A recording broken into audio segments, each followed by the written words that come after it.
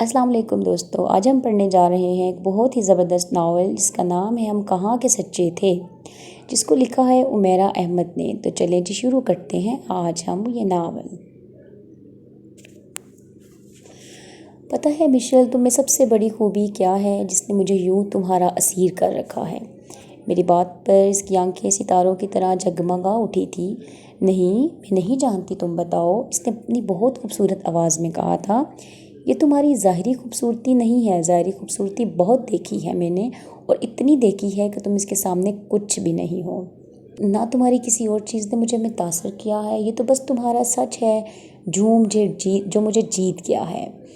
تمہاری اسٹریٹ فارورڈنیس، تمہاری بولڈنیس، تمہاری اپرائٹنیس، وہ چیزیں ہیں جنہوں نے مجھے مسحور کر دیا ہے، کیونکہ یہ ہر لڑکی میں نہیں ہوتی، اور خوبصورتی تو بہت سی لڑکیوں میں پائی جاتی ہے۔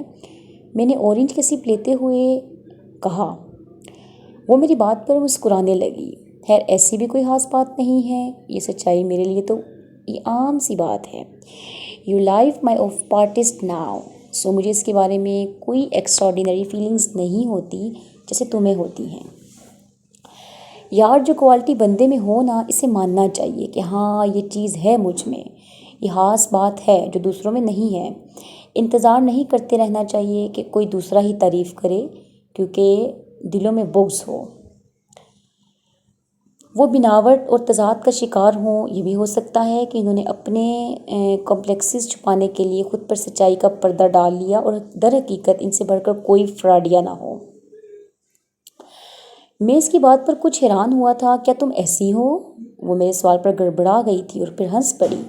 نہیں بھائی، میں ایک جرنل سے بات کر رہی ہوں۔ میں نے آج تک کوئی ایسا بندہ نہیں دیکھا جو ظاہر میں سچا اور باطن میں جھوٹا، اس لیے میں تمہاری بات سے اتفاق نہیں کرتا۔ وہ مجھے دیکھتے ہوئے پرسوچ انداز میں جوس کی سپ لینے لگی۔ اور سناؤ، تمہاری اسٹڈی کیسی جا رہی ہے؟ ویسے ہی جیسے اب تک جا رہی تھی، تفریح، تعلیم، سب کچھ ساتھ ساتھ۔ ارے میں تو تمہیں بتانا ہی بھول گئی کہ مجھے یونیورسٹی کے میگزین کا ایڈیٹر چن لیا گیا ہے۔ اس نے ایک دم گلاس ٹیبل پر رکھتے ہوئے بولا۔ ساؤنڈرفل دیٹ، اور کتنے کارنامے کرو گی؟ اب تو عادت سی ہو گئی ہے تمہارے مارکوں کے بارے میں سننے کی۔ مجھے حیرت ہوتی ہے کہ تم یہ سب مینج کیسے کرتی ہو، مشکل نہیں لگتا یہ سب؟ میں ویسے بھی یونیورسٹی میں ٹاپ کرنا ہی مشکل ہوتا ہے۔ مہرین اباؤٹ وٹ اینڈ وہ بھی کافی اچھی ہوتی تھی اسٹڈیز میں، ایزنٹ شی؟ نہیں، اچھی ہے، وہ بھی محنتی ہے۔ اس نے آئس کریم کا باؤل اپنی طرف کھینچتے ہوئے کہا جو ویٹ رکھ کر گر گیا تھا۔ تمہارے تعلقات ویسے ہی ہیں، اس سے کوئی بہتری نہیں آئی۔ میں نے آئس کریم کا ویفر توڑتے ہوئے کہا جو ویٹر رکھ کر گر گیا تھا۔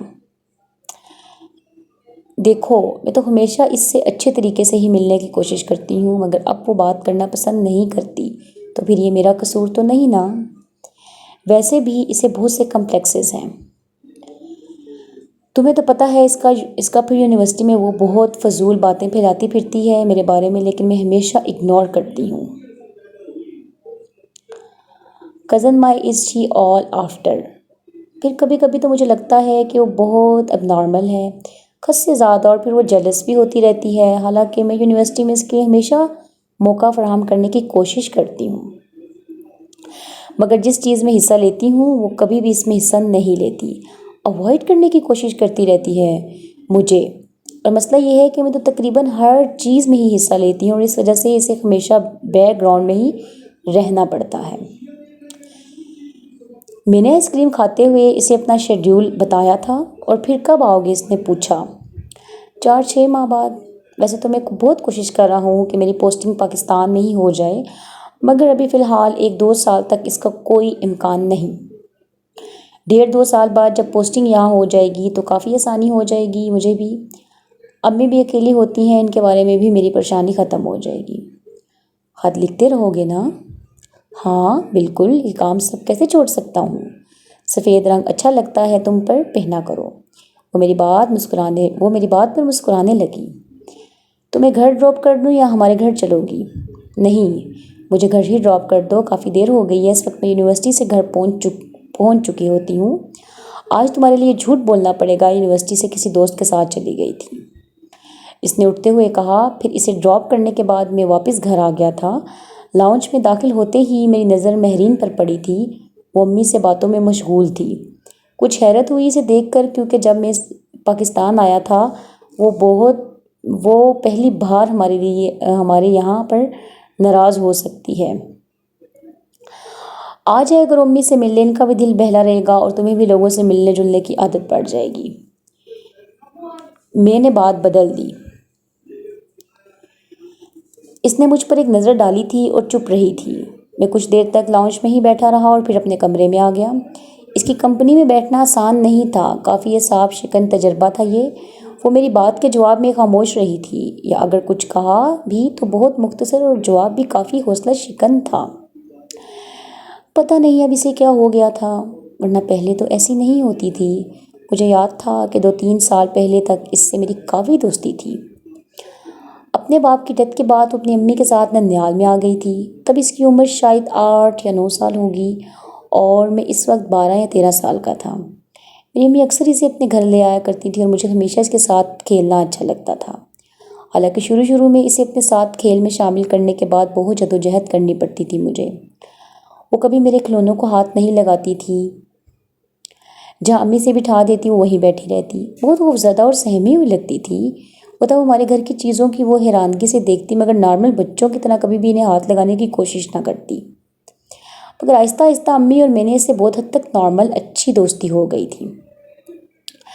وہ کیا سوچتی تھی وہ مجھے یہ تو نہیں بتاتی تھی، نہ ہی مجھے کبھی اندازہ ہو پایا کہ وہ اپنے ماضی اور حال سے کس قدر متاثر ہوئی ہے، مگر وہ باتیں اچھی کیا کرتی تھی۔ مجھے ہمیشہ ہی یہ لگتا تھا جیسے وہ بہت کچھ پڑھتی اور سوچتی رہتی ہے، اور یہ دوستی اس کے میٹرک میں ہونے تک رہی۔ پھر میں نے لندن اسکول آف اکنامکس میں داخلہ لے لیا اور انگلینڈ آ گیا۔ جب سال کے آخر میں پاکستان چھٹیوں میں واپس آیا تو وہ اپنی امی کے پاس گئی تھی، کیونکہ وہ بیمار تھی۔ اس سے میری ملاقات نہیں ہو پائی، مگر تب میری دوستی مشل سے ہونا شروع ہو گئی، اور یہ دوستی طوفانی رفتار سے ہوئی تھی۔ جب تک مہرین سے میری دوستی تھی، کسی اور کزن سے میں زیادہ فری نہیں تھا، اور یہی وجہ تھی کہ مشل سے بھی میری صرف سلام دعا تھی، حالانکہ ہم اکثر ملتے تھے۔ مگر جب واپس آنے کے بعد میں مشل سے ملا تو وہ مجھے بہت بدلی ہوئی لگی۔ اب وہ پہلے جیسی نہیں رہی تھی۔ خوبصورت تو وہ ہمیشہ سے ہی تھی، مگر اب کچھ ایکسٹرا آرڈینری قسم کی چیز آ گئی تھی اس میں۔ وہ بہت بولڈ اور بہت صاف گو ہو گئی تھی، اور مجھے اس کی صاف گوئی بہت پسند آتی تھی۔ یہ بات تو مہرین میں بھی نہیں تھی۔ مشل کو قائل کرنا آتا تھا اور وہ بہت فعال تھی، اور یہ خوبیاں مجھے کسی اور میں نظر نہیں آتی تھی۔ اور صرف میں ہی نہیں تھا جو اس کا مداح تھا، تقریباً سارا خاندان ہی اسی کے طور کی کوشش کی، نہ ہی اس کی طرف سے ایسی کوئی کوشش ہوئی۔ جو وقت گزرتا جا رہا تھا میں مشل کے سحر میں اور زیادہ گرفتار ہونے لگا تھا۔ وہ اپنی ہر کامیابی کی خبر سے پہلے مجھے ہی دیتی تھی، اور ایسی خبریں وہ دیتی ہی رہتی تھی۔ کبھی وہ ڈیبیٹ میں جیتی، کبھی کسی مشاعرے میں کارنامہ دکھاتی، کبھی کسی روٹیری سوسائٹی کی صدر چنی جاتی، کبھی کالج میگزین کا ایڈیٹر منتخب کی جاتی، اور اس کے کارناموں کی ایک لمبی فہرست تھی جن پر مجھے بہت فخر ہوتا تھا۔ ایسا بہت کم ہوتا تھا کہ خدا کسی کو ظاہری خوبصورتی، ذہانت اور صداقت اور کامیابی ایک ساتھ ہی دے دے، اور مشل کے روپ میں ایسا ہی ہوا تھا۔ وہ اپنے ہر روپ میں یکتا باکمال تھی۔ وہ کبھی کسی کو تکلیف نہیں پہنچاتی تھی، بہت سافٹ اسپوکن تھی۔ کم از کم میں نے اسے کبھی بھی کسی کے ساتھ ترشی سے یا اونچا بولتے نہیں سنا تھا۔ پھر جب میں اسے اگلے سال واپس پاکستان آیا تو مجھ سے سامنا ہونے پر مہرین ایسے ملی تھی جیسے پہلی دفعہ مل رہی ہو۔ اس کے اندر میں شناسائی کی کوئی جھلک نہیں تھی، اور جب ایسا 2-3 بار ہوا تو پھر میں نے بھی اسے اوائڈ کرنا شروع کر دیا۔ آخر اپنی انسلٹ کروانا کوئی بھی نہیں چاہتا۔ مجھے ایسا لگتا تھا جیسے مہرین میرے ساتھ رسمی سلام دعا بھی نہیں رکھنا چاہتی۔ مجھ سے وہ اتنی ہی بیزار نظر آتی تھی۔ ان دنوں اس نے ہمارے گھر آنا بھی ترک کر دیا۔ ہر ایک کو اس سے شکایتیں رہنے لگی تھی۔ وہ جھگڑالو نہیں تھی، مگر وہ کسی کا لحاظ بھی نہیں کیا کرتی تھی۔ ننیال میں کسی سے بھی اس کی بیماری تھی، اور ایسے کسی بندے کو پاکستان میں ٹھوکروں کے سوا کچھ اور نہیں ملتا۔ لندن میرے لیے ہر لحاظ سے بہتر تھا۔ انہی دنوں میرے والد کا انتقال ہو گیا، اور یکدم میری ذمہ داری میں بے حد اضافہ ہو گیا۔ اکلوتا تھا اس لیے ان ذمہ داریوں کے بوجھ کو زیادہ محسوس کر رہا تھا۔ میں نے کوشش کی کہ امی میرے پاس لندن آ جائیں، لیکن وہ پاکستان چھوڑنے پر تیار ہی نہیں تھی، سو مجھے ہی جھکنا پڑا اور میں نے اپنی کمپنی کے پاکستان برانچ میں ٹرانسفر کے لیے کوشش شروع کر دی تھی۔ لیکن یہ کام اتنا آسان نہیں تھا، ہوتے ہوتے بھی اسے 1-2 سال لگ ہی جانے تھے۔ جاب ملنے کے بعد جب بھی میں پاکستان آیا، مہرین سے میری ملاقات ایک اجنبی کی طرح ہی ہوئی۔ یہ کہنا غلط نہیں ہوگا کہ میں اسے ناپسند کرنے لگا تھا، مگر میرا نہیں خیال کہ میری ناپسندیدگی نے اس پر کوئی اثر کیا تھا۔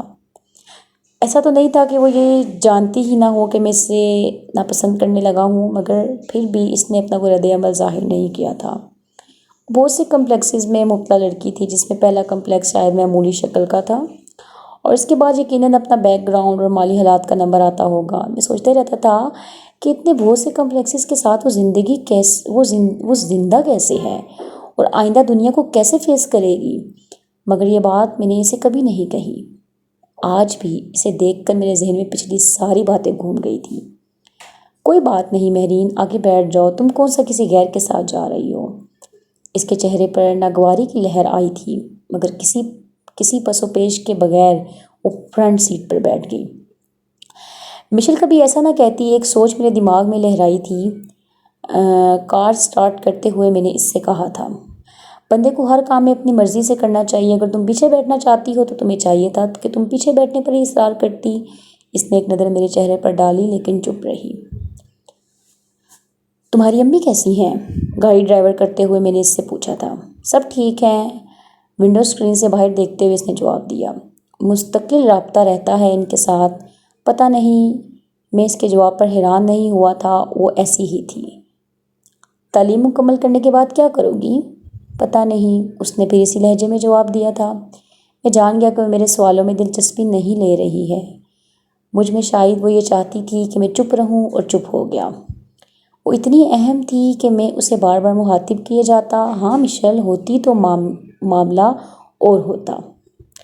مجھے اس کی خاموشی چبھتی تھی، شاید میں نے اسے کبھی خاموش نہیں دیکھا تھا، اس لیے۔ اس کا گھر آ گیا تھا، گیٹ کھلا ہوا تھا، میں نے گاڑی سیدھی اندر لے گیا۔ میں نے خالہ سے کہا تھا میں خود چلی جاتی ہوں، مگر انہوں نے خود ہی اصرار کیا تھا کہ آپ مجھے چھوڑ آئیں گے، حالانکہ میں آپ کو زحمت نہیں دینا چاہتی تھی۔ بہرحال آپ کا شکریہ، آپ نے اتنی زحمت کی۔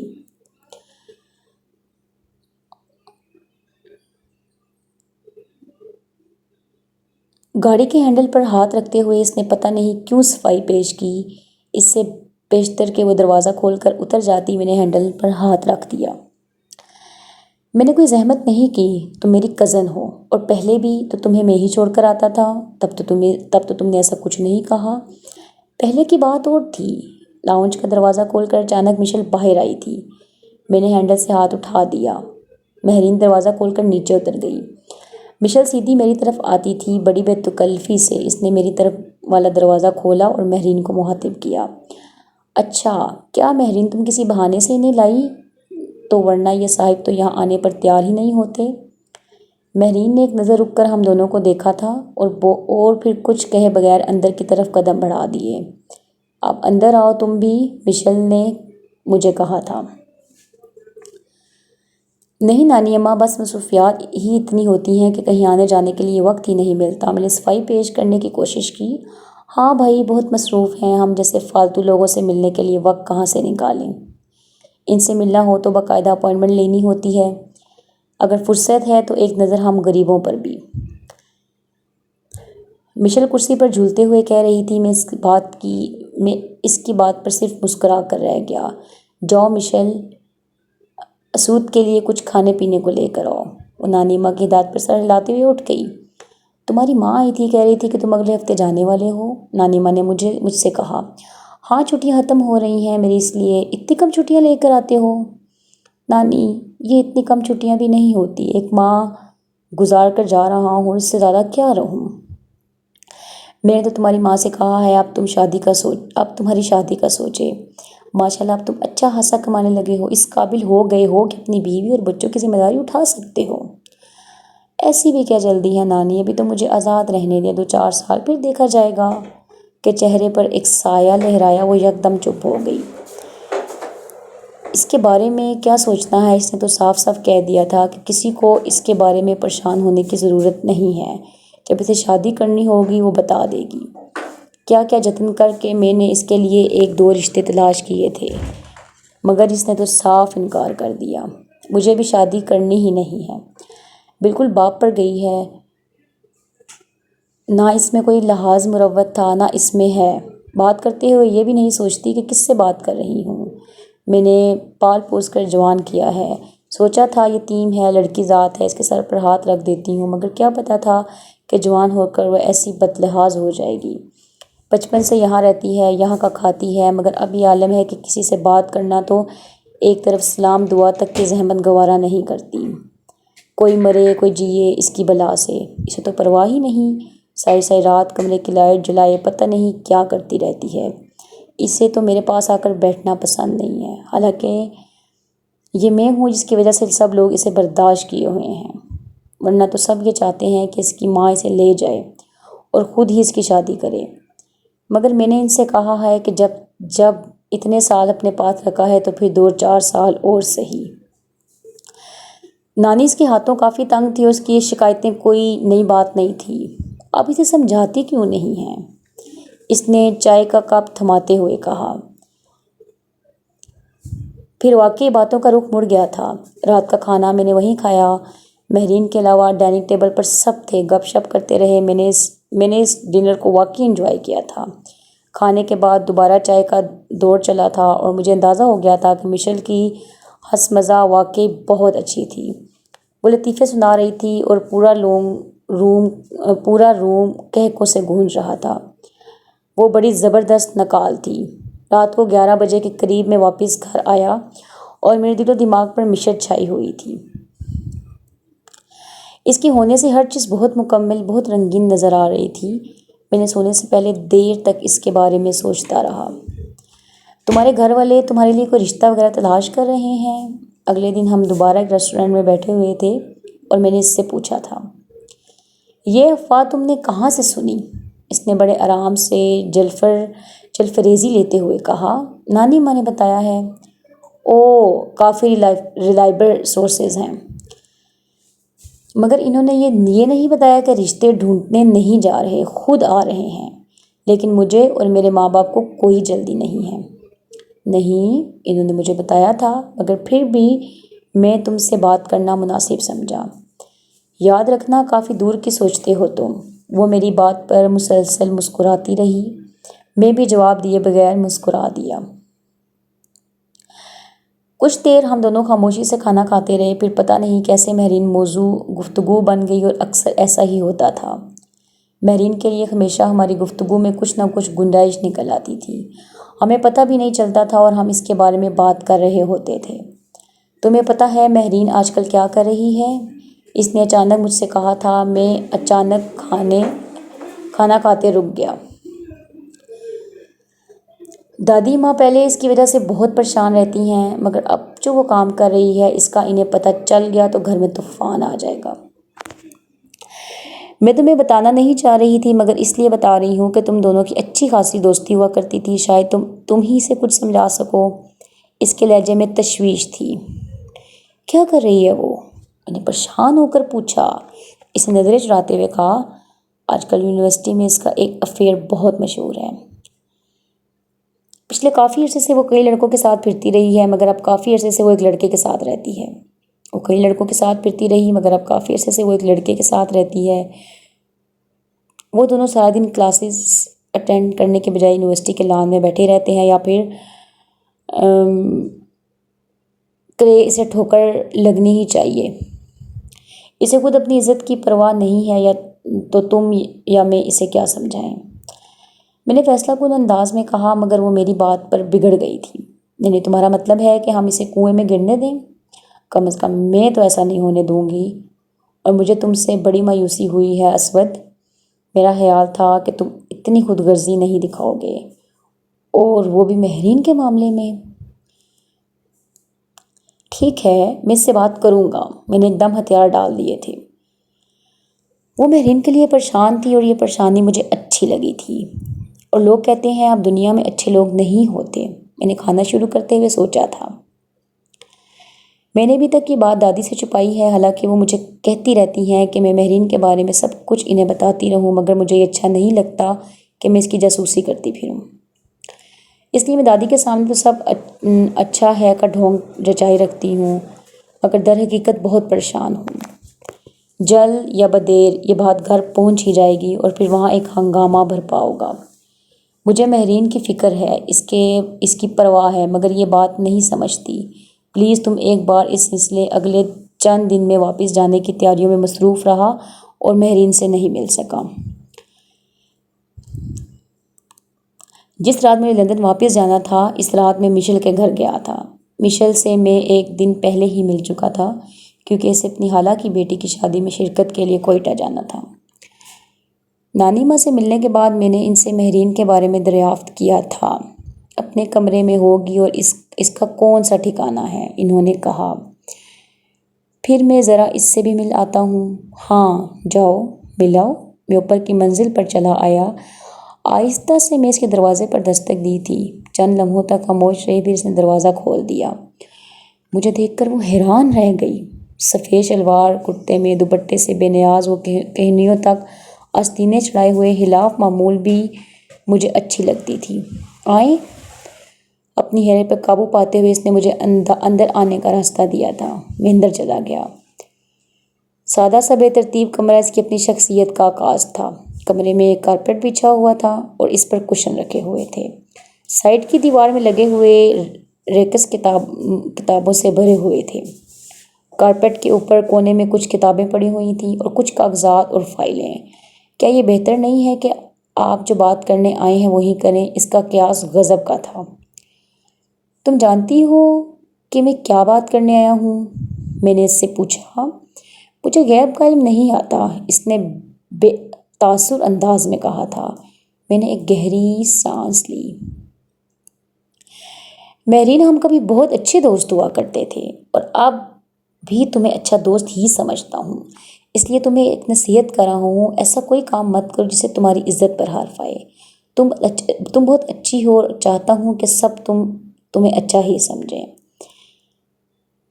میں جانتی ہوں میں اچھی ہوں اور مجھے اپنی اچھائی ثابت کرنے کے لیے آپ کے یا کسی اور کے سرٹیفکیٹ کی ضرورت نہیں ہے، اور میں ایسا کوئی کام بھی نہیں کر رہی ہوں جس سے میری عزت پر حرف آئے۔ اس کا انداز بہت پرسکون تھا۔ اور یہ جو تم فضول لڑکوں سے دوستی کیے ہوئے ہو وہ کیا ہے؟ کیا اس سے تمہیں کوئی فرق نہیں پڑتا؟ میں نے بالآخر دو ٹوک بات کرنے کا فیصلہ کر لیا تھا، مگر اس کے اطمینان میں رتی بھر کمی نہیں آئی۔ خاموشی سے مجھے دیکھتی رہی اور بولی، ہر انسان کو حق ہے وہ دوسروں کے بارے میں رائے دے۔ ضروری نہیں ہے جو آپ کو فضول لگے وہ مجھے بھی لگے، اور مجھے لوگوں کی کافی پہچان ہے۔ میں اتنی میچور ہو چکی ہوں کہ مجھے کسی سے کوئی شکایت نہیں تھی۔ اسے لگتا تھا میں نے اسے دل سے سمجھانے کی کوشش نہیں کی۔ وہ مہرین کے بارے میں بہت پریشان رہتی تھی۔ اس کا ہر ہاتھ مہرین کے کسی نئے کارنامے کا تذکرہ ہوا کرتا تھا۔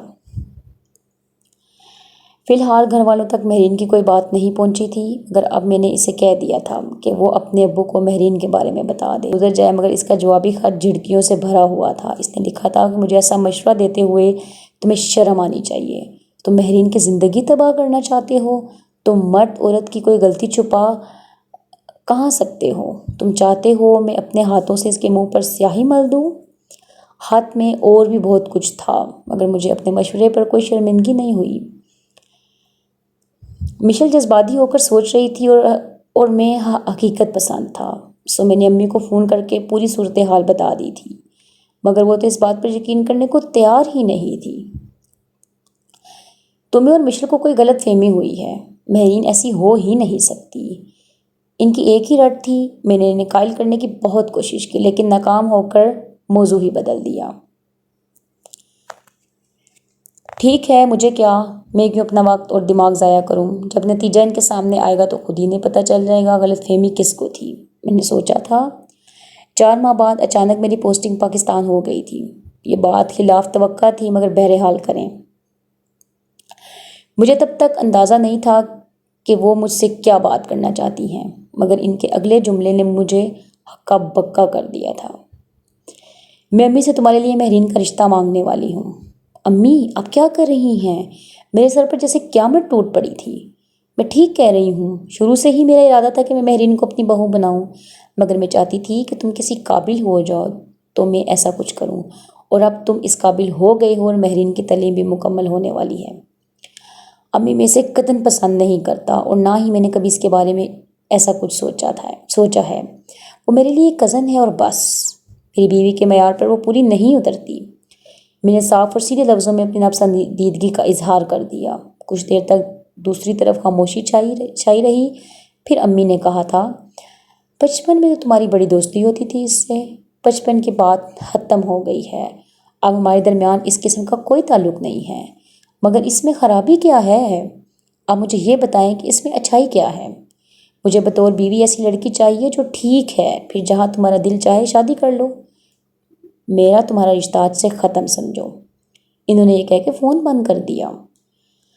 میں ان کی اس حرکت پہ حیران ہو گیا تھا۔ میں سوچ بھی نہیں سکتا تھا کہ وہ اس رشتے کو اتنا سنجیدگی سے لے رہی ہیں۔ مجھے مہرین پر بے تحاشا غصہ آیا تھا۔ پھر میں نے بار بار امی کو فون کیا، ہر دفعہ بیل بجتی رہی مگر کسی نے فون نہیں اٹھایا۔ شاید وہ بھی جانتی تھی کہ میں دوبارہ فون ضرور کروں گا۔ 20-25 بار رنگ کرنے کے بعد میں نے تنگ آ کر فون بند کر دیا تھا۔ وہ جانتی تھی کہ میں نے رنگ کر رہا ہوں، اس لیے وہ فون نہیں اٹھا رہی تھی۔ یہ ایموشنل بلیک میلنگ تھی۔ میں نے کچھ دیر بعد مشرا کو فون کیا تھا اور اسے ساری بات بتا دی تھی۔ وہ سارا قصہ سن کر سکتے میں آ گئی تھی۔ چند منٹ خاموش رہنے کے بعد یکدم اس نے پھوٹ پھوٹ کر رونا شروع کر دیا۔ مشل دیکھو تم پریشان مت ہو، کچھ نہیں ہوگا، میں امی کو رضامند کر لوں گا، مگر پلیز تم رونا بند کرو۔ میں بے حد پریشان ہو گیا تھا۔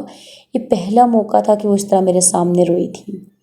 پلیز اسود کچھ کرو، میں تمہارے بغیر زندہ نہیں رہ سکتی، میں مر جاؤں گی، خدا کے لیے کچھ کرو، وہ ہلکتے ہوئے کہہ رہی تھی اور میرا دل کٹ رہا تھا۔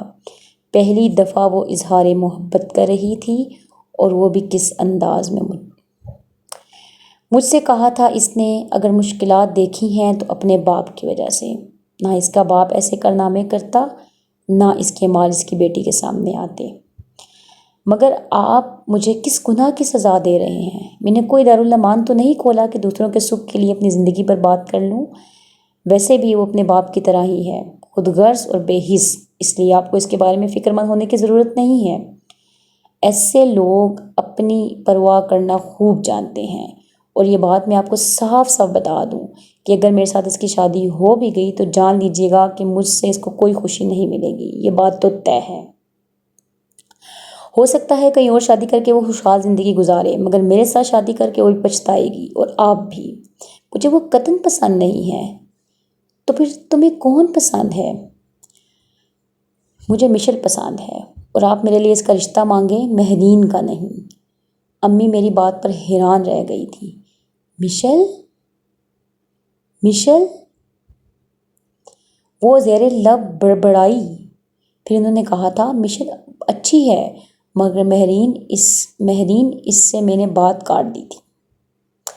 میرے سامنے آپ مہرین کا نام بھی نہ لیں۔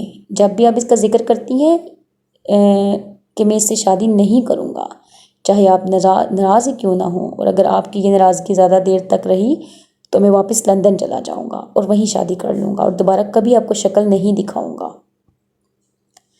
میں نے انہیں دھمکی دی تھی، اور پھر میں اٹھ کر اپنے کمرے میں آ گیا۔ مجھے امی کی ناراضگی کی زیادہ پرواہ نہیں تھی۔ اس مرحلے پر میں ان کی پرواہ کر کے اپنی زندگی خراب کرنا نہیں چاہتا تھا۔ مجھے مشل کی فکر تھی، پتہ نہیں وہ کس قدر پریشان ہوگی۔ میں نے اسے رنگ کیا اور اپنی آمد اور امی کے ساتھ گفتگو کے بارے میں بتایا۔ وہ واقعی بہت پریشان تھی۔ اسود اب کیا ہوگا؟ کچھ نہیں ہوگا، وہ کچھ دیر ناراض رہیں گی اور پھر مان جائیں گی۔ ان کے کون سے 2-4 بیٹے ہیں، ایک کو خفا کر دیں گی، پھر انہیں کوئی فرق نہ پڑے۔ تم بس پریشان نہ ہو اور مجھ پر بھروسہ رکھو، میں نے اسے تسلی دی تھی، اور پھر کافی دیر تک ہم دونوں باتیں کرتے رہے۔ اگلی دوپہر کو میں نے امی کو خدا حافظ کہے بغیر واپس کراچی آ گیا۔ مجھے امید تھی کہ امی کی ناراضگی زیادہ دیر نہیں چلے گی، اور اب میں ان سے ناراض رہنا چاہتا تھا کہ انہیں اپنے غلط رویے کا احساس ہو۔ اس دن میں نے امی کو فون نہیں کیا اور نہ ہی اس سے اگلے دن۔ البتہ میں نے مشیل کو دیکھا تھا، اس کی آنکھوں میں مجھے بے تحاشا خوف نظر آ رہا تھا۔